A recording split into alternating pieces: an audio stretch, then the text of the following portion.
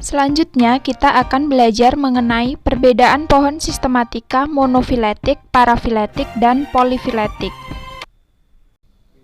Jadi, di sini akan disajikan sebuah contoh sketsa dari kladogram, di mana terdapat spesies A, B, C, D, E, dan F. Garis-garis yang terdapat dalam gambar ini, mereka menggambarkan proses evolusi.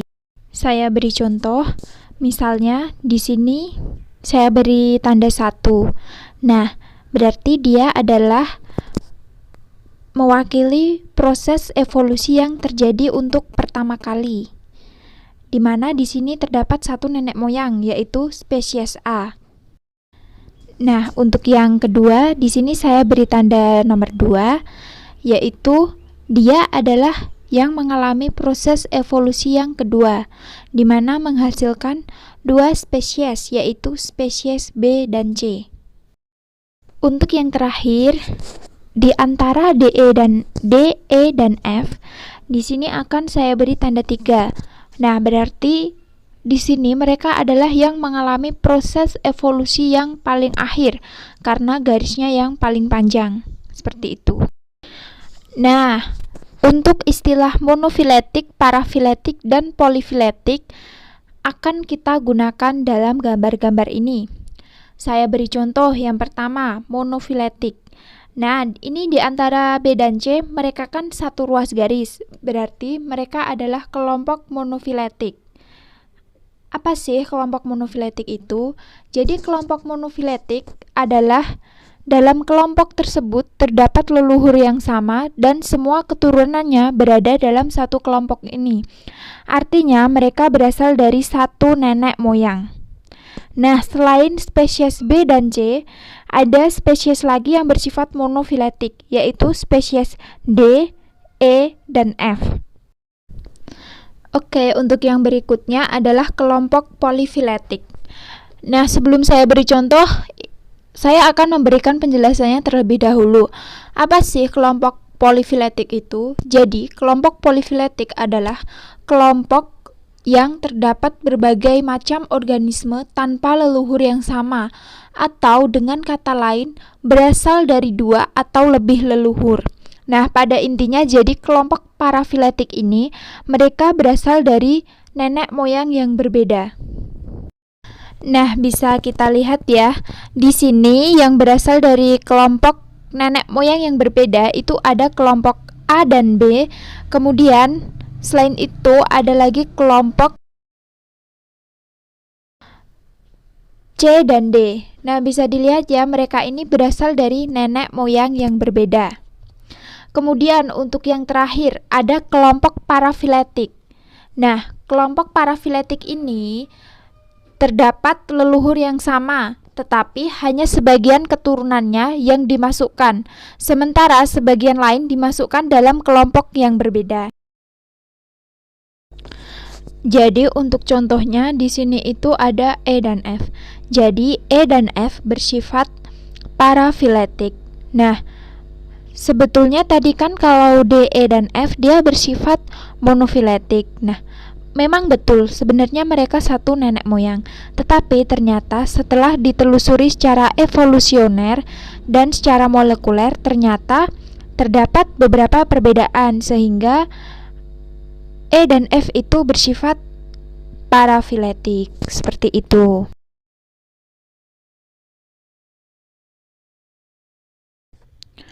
Nah, untuk lebih jelasnya, mari kita sama-sama membahas contoh soal yang ada. Untuk soal yang pertama, manakah dalam kladogram famili Cyprinidae berikut ini yang termasuk dalam kelompok monofiletik, parafiletik, dan polifiletik? Bagaimanakah posisi Barbodes sp dan Barbodus gonionotus terhadap Cyprinus carpio dalam karakter nenek moyang tertua Cyprinidae? Oke, mari kita bahas satu persatu, yaitu untuk yang pertama, ada kelompok monofiletik. Sesuai penjelasannya bahwa dalam kelompok monofiletik terdapat nenek moyang yang sama dan semua keturunannya berada dalam kelompok ini. Jadi sesuai penjelasannya di sini bisa disimpulkan ya bahwa yang merupakan kelompok monofiletik yaitu ada yang pertama kelompok genus Barbodes dengan 4 spesies. Nah, kemudian yang kedua ada kelompok H. macrolepidota dan Cyprinus carpio. Selain itu, sebenarnya dalam satu kladogram ini sebenarnya mereka berasal dari nenek moyang yang sama ya. Apabila dilihat dari garis keturunannya, mereka dapat dilihat bahwa mereka itu terhubung dalam satu nenek moyang.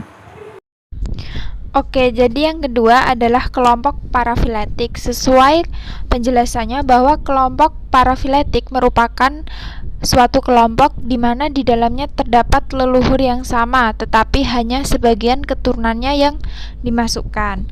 Para itu kan artinya menuju ya, jadi sebenarnya dia ini menuju monofiletik.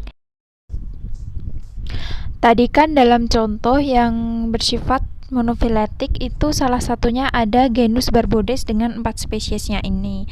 Nah, ternyata setelah ditelusuri secara lebih lanjut secara evolusioner dengan rangkaian penelitian DNA dan RNA, Barbodes collingwoodi memiliki hubungan kekerabatan yang berbeda setelah diteliti secara evolusioner dan molekuler dalam satu genus Barbodes ini sehingga bersifat parafiletik. Oke, yang terakhir ada kelompok polifiletik. Nah, kelompok polifiletik ini merupakan kelompok yang berasal dari nenek moyang yang berbeda. Artinya mereka memiliki asal-usul yang beda. Bisa dilihat di sini yang saya beri tanda ini mereka adalah kelompok polifiletik. Jadi untuk soal selanjutnya adalah bagaimanakah posisi Barbodes sp dan Barbodes gonionotus terhadap Cyprinus carpio dalam karakter nenek moyang tertua Cyprinidae. Oke, jadi mari kita bahas sama-sama.